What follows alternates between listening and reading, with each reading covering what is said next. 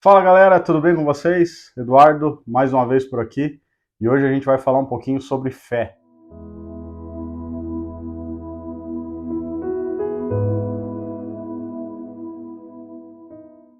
E para a gente começar então a falar um pouquinho sobre fé, acho que nada melhor da gente compreender o que é a fé, qual o significado de fé, e ainda mais tirando algumas dúvidas, ou que a gente consiga compreender na sua totalidade mesmo o significado, né, de fé. Isso à luz da palavra e realmente de acordo com aquilo que a Bíblia nos ensina. É isso que a gente precisa, não é verdade?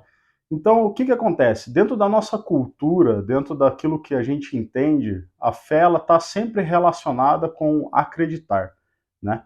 Então, a gente tem até por costume de falar que, não, eu tenho fé em Deus, representando o quê? Que eu acredito em Deus. Ou até mesmo a gente falando, eu tenho muita fé, querendo dosar isso como que eu acredito muito. E dentro do que realmente significa fé, a gente vem hoje tentar entender e compreender um pouquinho melhor, ou de uma forma muito mais simples, mas também mais completa, mais profunda, o que realmente é fé. Né? Então a gente vai quebrar um pouquinho esse entendimento que a gente tem, como eu falei, dentro da nossa cultura, de que fé se traduz em acreditar. Se a gente pega a raiz da palavra fé, ela tem a ver sim com acreditar, mas não simplesmente com acreditar. Ela está relacionada também com acreditar e com a questão de fidelidade. Então, fé é muito mais do que simplesmente eu acreditar em Deus. Fé está relacionada a eu acreditar em Deus e também acreditar na sua fidelidade, acreditar na sua vontade.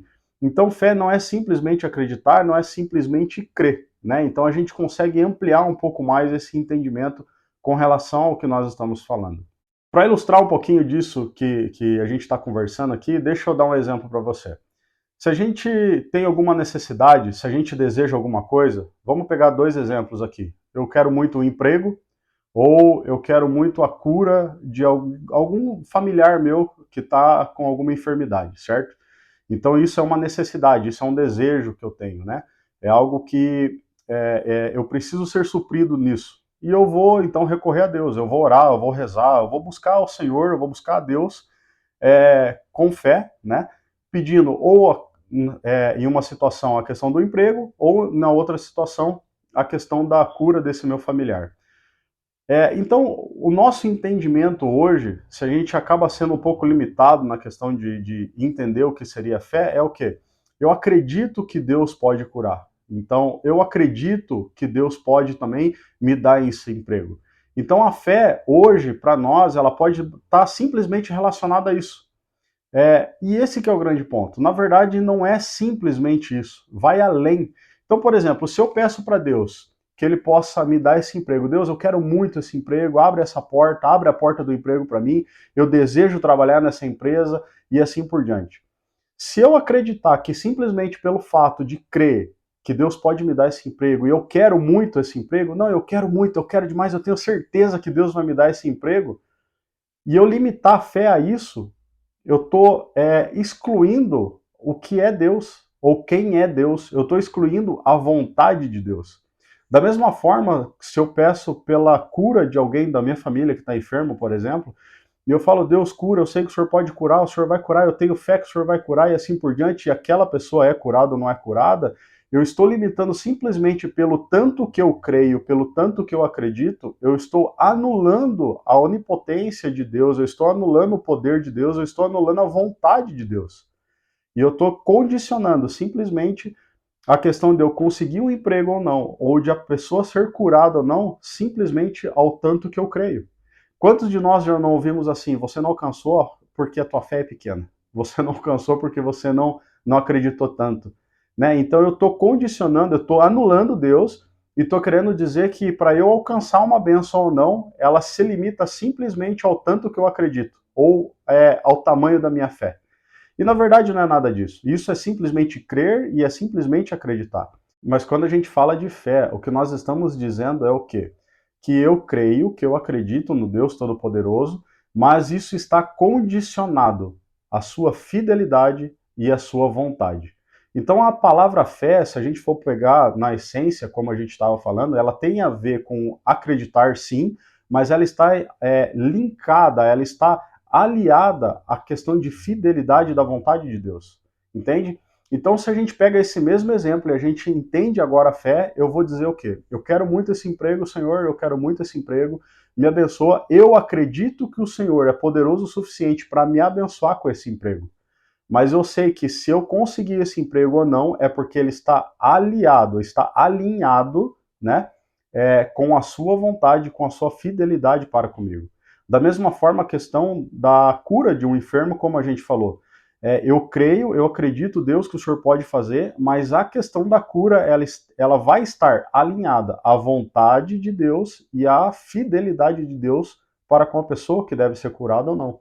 Então a gente consegue entender que não é simplesmente o tanto que eu creio e o tanto que eu acredito, mas é o tanto que eu creio, o tanto que eu acredito no poder de Deus, estando alinhado com a sua fidelidade para comigo e com a sua vontade, com o propósito que ele tem para a nossa vida.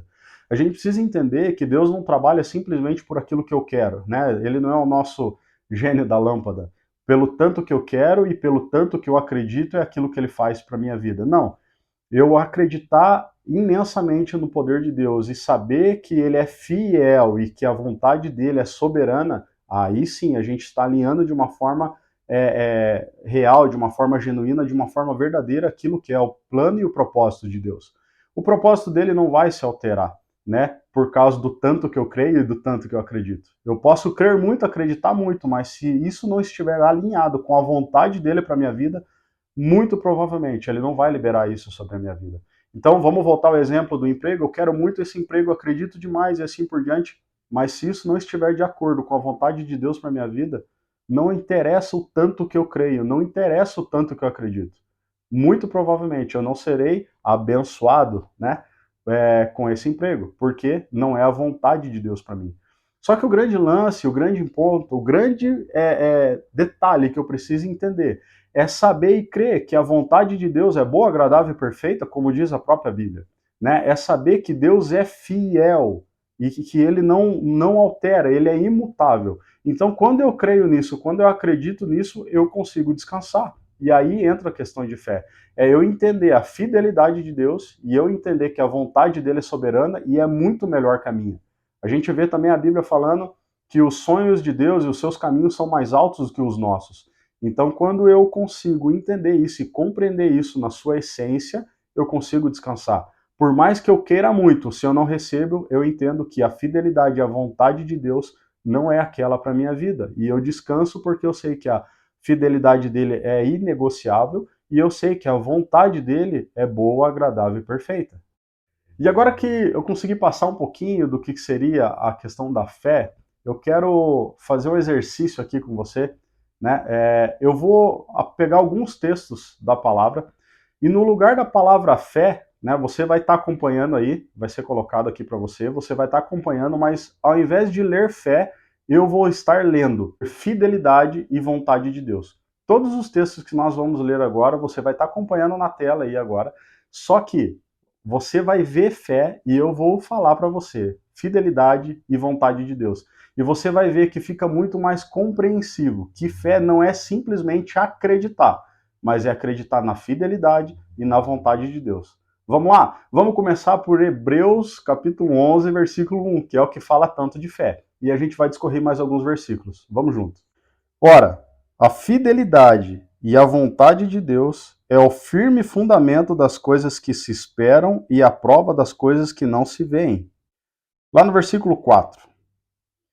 Pela fidelidade e vontade de Deus, Abel ofereceu a Deus maior sacrifício do que Caim, pelo qual alcançou o testemunho de que era justo, dando Deus testemunho dos seus dons e por ela, depois de morto, ainda fala. Versículo 6. Ora, sem fidelidade e vontade de Deus se cumprindo, vamos dizer assim, é impossível agradar a Deus. Porque é necessário que aquele que se aproxima de Deus creia que ele existe e que é galardoador dos que o buscam. Versículo 8.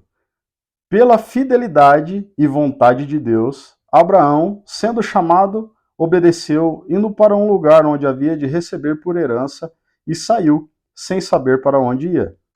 Com essa perspectiva, então, onde a gente faz esse exercício de alterar a palavra fé pela palavra fidelidade e vontade de Deus se cumprindo, você consegue entender, agora fica muito mais claro e muito mais nítido, de que fé não é simplesmente acreditar. Não é simplesmente eu acreditar e eu ter essa crença e querer muito e querer com força, vamos dizer assim. É muito mais do que isso. Eu acreditar que Deus é poderoso o suficiente para fazer aquilo que eu estou pedindo e que eu estou recorrendo a Ele, mas que Ele é fiel e a sua fidelidade é inquestionável e que a sua vontade é boa, agradável e perfeita e supera a minha vontade. Então, nem sempre que eu chegar para Deus pedindo algo com muita fé, vamos dizer assim, ou com muita crença, crendo muito que Ele pode fazer, não necessariamente isso vai se cumprir. Isso quer dizer o quê? Que a fidelidade do amor dele para conosco é muito maior do que o que nós estamos querendo, do que nós estamos pedindo. Que a vontade dele, que é boa, agradável e perfeita, é muito melhor do que aquilo que nós estamos querendo ou pedindo. Aqui nesse texto, Romanos 10, 17, que é muito conhecido de todos nós, vamos fazer o mesmo exercício. Você vai ler fé e eu vou ler para você fidelidade e vontade de Deus. Olha só. De sorte que a fidelidade e a vontade de Deus é pelo ouvir, e o ouvir pela palavra de Deus.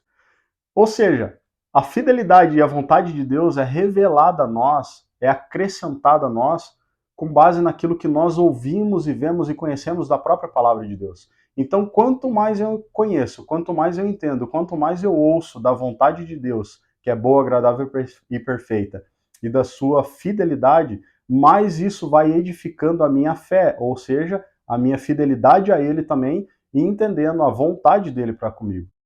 Então veja também Efésios capítulo 6, no versículo 16. Tomando sobretudo o escudo da fidelidade da vontade de Deus, com o qual podereis apagar todos os dardos inflamados do maligno. Ou seja, aquilo que pode nos defender de todos os dardos e setas, vamos dizer assim, tudo aquilo que possa vir nos trazer prejuízo, é o escudo da fé, como diz a palavra. Ou seja, é o escudo de conhecer a fidelidade de Deus para com a minha vida. E o escudo de conhecer a vontade de Deus para com a minha vida, que é boa, agradável e perfeita.